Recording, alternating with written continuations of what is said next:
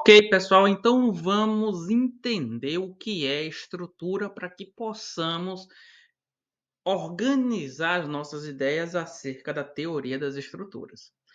Então, hoje nós vamos entender o que é estrutura a partir da concepção de forma e qual a correlação entre a arquitetura e as estruturas de uma forma geral.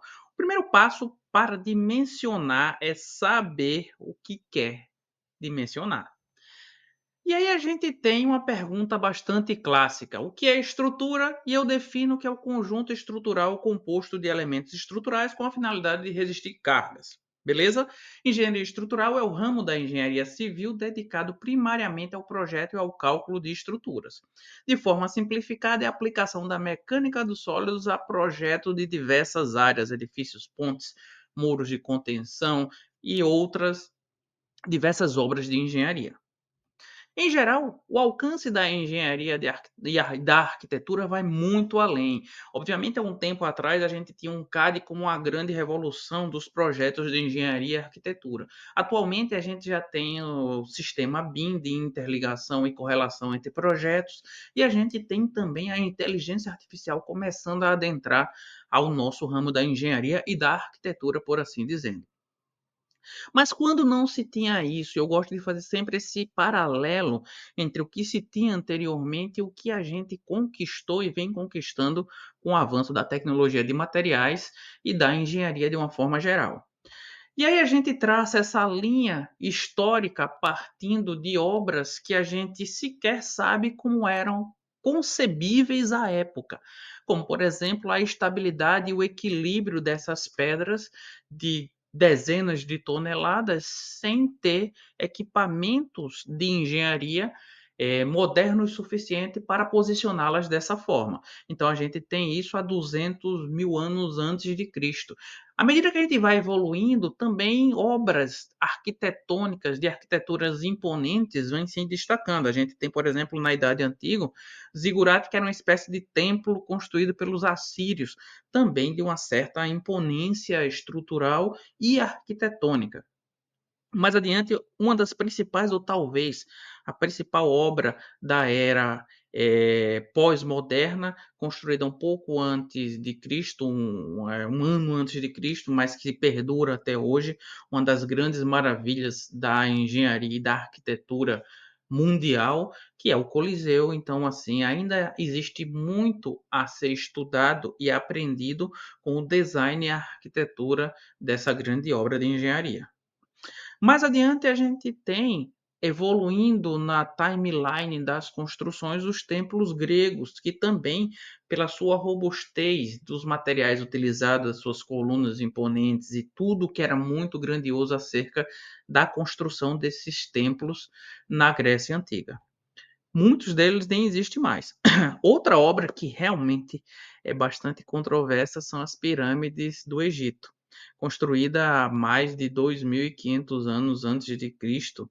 A gente tem as pirâmides como uma grande revolução dentro da concepção da engenharia, porque eram pedras gigantescas posicionadas. Existem muitos documentários que relatam ideias e inferem sobre como era o processo construtivo desse tipo de obra de engenharia.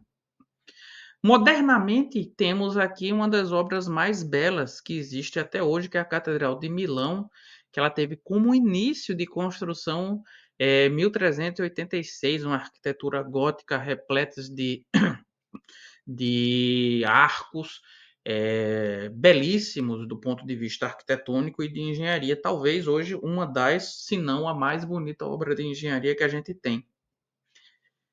Partindo disso, a gente também tem a Basílica de São Pedro, uma obra maravilhosa, repleta de cúpulas, que inclusive dentro da engenharia estrutural existe toda uma mecânica de dimensionamento de cúpulas, de cascas, placas e cascas de uma forma geral, que são autossustentáveis e interessante todas as teorias de membrana acerca desse tipo de estrutura. Então, a Basílica de São Pedro é uma grande referência sobre cascas. E aí a gente vem para coisas mais modernas, com alguns prédios, por exemplo, na Suécia e no Japão, traçando a arquitetura e a engenharia contemporânea, partindo do princípio em que a gente tem que ter uma tendência de evolução natural de materiais, de cores, de design e assim por diante. O Japão, como eu disse, o Epson East Gallery no Japão, ele traz uma mescla entre o rústico e o moderno, traçando os designs da arquitetura contemporânea. E aí, quais são as características dessa arquitetura? E aí eu gosto de falar algumas, eu trago aqui para vocês. Por exemplo, sustentabilidade. Geralmente, quando a gente fala de sustentabilidade, a gente fala de luzes naturais, materiais recicláveis. Esse estilo conta com muitos vidros e etc. Então, utilização de som, paisagismo, cenários, é, foco nesse tipo de sustentabilidade. Outra coisa que está bastante em foco é o minimalismo.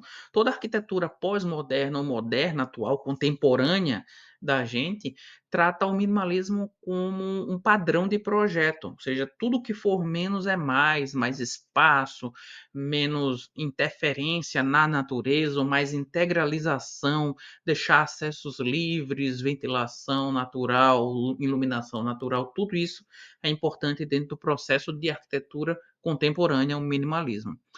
Mais adiante, a gente não pode deixar de destacar que quando a gente fala de análise e concepção estrutural, tecnologia também está associada, né? Porque a gente tem o moderno e a gente vai deixar de pensar nas tecnologias. Hoje em dia, a gente tudo é interligado, inteligência artificial, automação, tudo isso é importante quando a gente pensa em uma arquitetura pós-moderna. O desconstrutivismo também é muito forte, porque a arquitetura passa a ter conexões futurísticas e apresenta formas fragmentadas, a gente deixa de ter pilares retangulares, passamos a ter pilares mais robustos, inclinados, com uma arquitetura um pouco diferenciada, e aí é que entra a engenharia para resolver os problemas de forma. Quem projeta? E aí? Agora a gente entra num dilema entre forma e estrutura. O problema é que formas muito complexas geram a complexidade de outras naturezas. Por exemplo, soluções complexas, projetos estruturais complexos, cálculos complexos, materiais complexos e assim por diante. É uma bola de neve. Mas assim, não existe forma sem uma estrutura. De uma forma geral, a gente chega em um dilema que remete a frases antigas que a gente ouvia, como por exemplo, quem nasceu primeiro, ou quem veio primeiro, o ovo ou a galinha. Ainda é um enigma da natureza humana. E aí vem se perguntando o que é mais importante, o que devemos priorizar, arquitetura ou engenharia estrutural? Eu sempre digo que a forma e a estrutura, ou a estrutura e a arquitetura, é um só objeto. Eles estão conectados de forma uníqua. A gente não pode dissociá-los de forma nenhuma. Se o arquiteto projeta uma forma que não é exequível, ela é apenas uma forma, ela não é engenharia, ela não é arquitetura de uma forma geral. Então a gente precisa conciliar formas e resoluções dessas formas, para que a gente tenha o conceito de uma estrutura. E, em geral, qual a melhor solução também perpassa por pontos de vista específicos. Se a gente, por exemplo, um exemplo que eu gosto de dar suponha que a gente tenha a construção de uma estrada que liga duas localidades, A e B. Qual o melhor caminho? A gente fica pensando, ora, o melhor caminho pode ser uma reta, menor distância entre dois pontos, a gente chega lá muito mais rápido. Seria parábolas, seria curvas e retas. E aí a gente vem, opa, calma, depende de qual a finalidade dessa estrada. Se a função dessa estrada for ligar dois pontos, simplesmente, obviamente, uma reta é muito mais rápido. Mas se essa tiver uma função turística de passar por determinado ponto, aí a gente tem que traçar curvas e retas. Então, com isso, a gente chega em um ponto de vista bastante interessante, que é o ponto de vista do arquiteto, que diz que uma solução pode ser mais econômica no que se refere ao consumo de materiais, mas, por outro lado, pode resultar em aspectos pouco agradáveis, ou poderá demorar a ser executada, ou mesmo não atingir a qualidade dos espaços planejados. Só que existe uma contrapartida ao ponto de vista do arquiteto, que é o ponto de vista da engenharia ou do engenheiro, que nem sempre os aspectos desejados é exequível. funcional, mesmo sendo agradável e atingir a qualidade dos espaços projetados. E isso é muito interessante, porque a gente precisa balancear essa equação de modo que a gente construa uma engenharia baseado em um processo arquitetônico, de forma mais ajustável, tanto ao ponto de vista do engenheiro, como ao ponto de vista do arquiteto. E aí a pergunta que todos os meus alunos têm em mente quando entram no meu curso de engenharia estrutural. Eles ficam perguntando: "Ah, mas a engenharia estrutural resume-se a rodar um software". Pô, calma lá que não é bem assim. A engenharia estrutural, ela é um dinamismo entre diversas sinergias. Eu sempre digo que você, para ser um calculista estrutural, um analista de estrutura, você precisa entender matemática, física, análise de viabilidade de estudo preliminar, sondagem, estudo da mecânica dos sólidos, resistência dos materiais, concreto, materiais, lançamento de estrutura, tudo isso para se conceber uma estrutura. O software estrutural ele serve para te dar suporte na análise, mas se você colocar elementos errados dentro de um software estrutural, ele vai te dar uma resposta errada. Se você não consegue analisar a resposta estrutural que ele dá, as cargas, as reações e tudo que ele oferta para você, você sequer está fazendo engenharia estrutural. Então, a engenharia estrutural não se resume a rodar um software, se resume a entender, conceber e analisar o que aquele software que vai te dar um desempenho pode te ofertar.